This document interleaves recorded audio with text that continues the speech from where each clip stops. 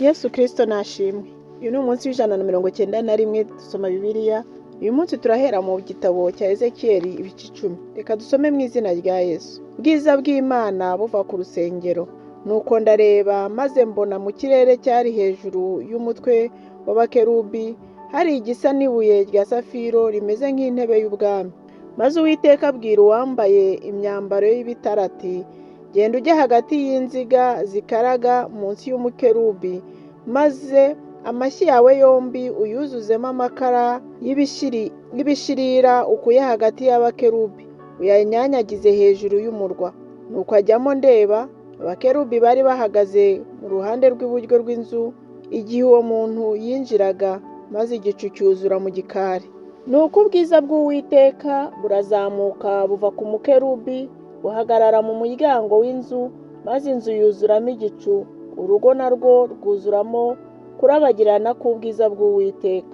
Guhorera kw'amababa y'abakerubi kurumvikana kugera no mu rugo rw'ikambere, kumeze nk'ijwi ry'Imana ishobora byose iyo ivuze. Nuko Uwiteka amaze gutegeka uwo muntu wari wambaye imyambaro y'ibitare ati, enda umuriro uri hagati y'inziga zikaraga hagati y'abakerubi, aherako arinjira ahagarara iruhande rw'uruziga. Maze umukerubi arambura ukuboko kwe ari hagati y'abakerubi, yenda umuriro ubari hagati awushyira mu biganza by'uwo wari wambaye imyambaro y'ibitare, nawe arawakira arasohoka. Nuko munsi y'amababa y'abakerubi haboneka igisa n'ikiganza cy'umuntu. Ezekiyeli yongera kwerekwa bya bizima. Maze ndebye mbona inziga enye ziri iruhande rw'abakerubi, uruziga rumwe ruri iruhande rw'umukerubi, urundi ruziga ruri iruhande rw'undi mukerubi. Kandi izo nziga zasaga na tarushishi, kandi uko zari zimeze uko ari enye zarasaga bimeze nk'aho uruziga rumwe runyura mu rundi ruziga.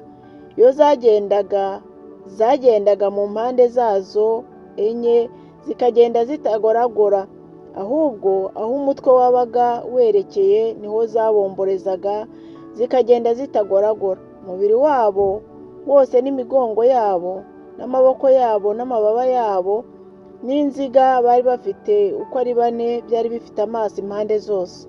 Izo nziga uko nabyumvise zitwaga inziga zikaraga. Kandi umwe yari afite mu maso 4. Mu maso ha mbere hari mu maso y'umukerubi, mu maso ha kabiri hari mu maso h'umuntu, mu maso ha gatatu hari mu maso h'intare, kandi mu maso ha 4 hari mu maso y'igisiga. Maze abakerubi baratumbagira ari bo cya kizima nari nabonye ku mugezi Kebari. Kandi iyo abakerubi bagendaga, inziga zagendaga iruhande rwabo. Iyo abakerubi baramburaga amababa yabo bagira ngo baguruke bave ku isi, inziga nazo ntizabavaga iruhande. Iyo bahagararaga nazo zarahagararaga, batumbagira zigatumbagirana nabo, kuko umwuka w'icyo kizima wari muri zo. Nuko ubwiza bw'Uwiteka buherako buva mu muryango w'inzu buhagarara ku bakerubi. Maze abakerubi barambura amaboko yabo batumbagira imbere yanjye bava mu isi, kandi n'inziga zari iruhande rwabo, maze bahagarara ku rugi rw'irembo ry'inzu y'Uwiteka ryerekeye iburasirazuba, kandi ubwiza bw'Imana ya Isiraheli bwari hejuru yabo. Abo ni bo cya kizima nabonye kiri munsi y'Imana ya Isiraheli ku mugezi Kebari, maze menya yuko ari abakerubi. Umwe yari afite mu maso 4, kandi umwe yari afite amababa 4 n'ibisa n'ibiganza by'umuntu biri munsi y'amababa yabo. Kandi uko mu maso habo hasaga n'ishusho yabo, nabo ubwabo nibyo nabonye ku mugezi Kebari, bakagenda umwe aromboreje imbere ye. Ezekiyeli ibice 11. Imana isezeranya Abisiraheli baciwe ko izababera ubuturo. Nuko umwuka yongera kunterura anjyana ku irembo ry'inzu y'Uwiteka ryerekeye iburasirazuba. Nuko mbona abantu 25 ku rugi rw'irembo, maze mbabonamo Yazaniya mwene Azuri na Petariya mwene Benaya, ibikomangoma by'ubwoko. Maze arambwira ati, mwana w'umuntu, abo ni abantu bagambirira ibibi, kandi bakagira abo muri uyu murwa inama mbi, bavuga bati, mbese igihe cyo kubaka amazu nticyegereje? Uyu murwa ni inkono ivuga, natwe turi inyama. Nuko rero ubahanurire ibibi, mwana w'umuntu, uhanure. Maze umwuka w'Uwiteka anzaho arambwira ati, vuga uti Uwiteka yavuze ngo, ibyo ni byo mwavuze mwa b'inzu ya Isiraheli mwe, kuko nzi ibyo mwibwira. Mwakabije kwica abantu banyu muri uyu murwa, inzira zaho muzigwizamo intumbi. Nicyo gituma Umwami Uwiteka avuga ati, abanyu mwishe mugahirika intumbi muri uyu murwa nibo nyama, nawo uyu murwa niwo nkono ivuga, ariko mweho muzawusohorwamo. Mwatinye inkota, ariko nzabagabiza inkota, byavuzwe n'Umwami Uwiteka. Kandi nzawubasohoramo mbatange mu maboko y'abanyamahanga, maze mbashyireho ibihano. Muzagushwa n'inkota, nzabacira urubanza ndi mu rugabano rwa Isiraheli, kandi muzamenya yuko ndi Uwiteka. Uyu murwa ntuzababera inkono ivuga, kandi namwe ntimuzaba inyama zo muri yo. Nzabacira urubanza ndi mu rugabano rwa Isiraheli, namwe muzamenya yuko ndi Uwiteka, kuko mutagendeye mu mategeko yanjye, ntimusohoze n'amateka yanjye, ahubwo mwakurikije amategeko y'abanyamahanga babakikijeho. Nuko ngihanura, Pelatiya mwene Benaya aherako arapfa. Maze nikubita hasi nubamye, ntera ijwi hejuru nti, ayi Mwami Uwiteka, mbese ugiye gutsembaho rwose abasigaye ba Isiraheli? Maze ijambo ry'Uwiteka rinzaho riti, mwana w'umuntu, bene wanyu umuvindimwe n'inzu yose ya Isiraheli, abo bose nibo abaturage b'i Yerusalemu babwiye bati, nimwimure Uwiteka, nitwe twahawe iki gihugu h'umwandu. Nuko rero uvuga uti, uku niko Umwami Uwiteka avuga ngo, ubwo nabimuriye kure mu banyamahanga, nkabatataniriza mu bihugu byose, ariko nzamara umwanya muto mbabereye ubuturo bwera mu bihugu batataniyemo. Noneho uvuga uti, uku niko Umwami Uwiteka avuze ngo, nzabakoranya mbavane mu mahanga, kandi mbateranirize hamwe mbakuye mu bihugu aho mwari mwaratataniye, maze mbahe igihugu cya Isiraheli. Kandi bazahaza bahakure ibintu byabo bishishana byose n'ibizira byabo byose. Nanjye nzabaha umutima uhuye, kandi mbashyiremo umwuka mushya.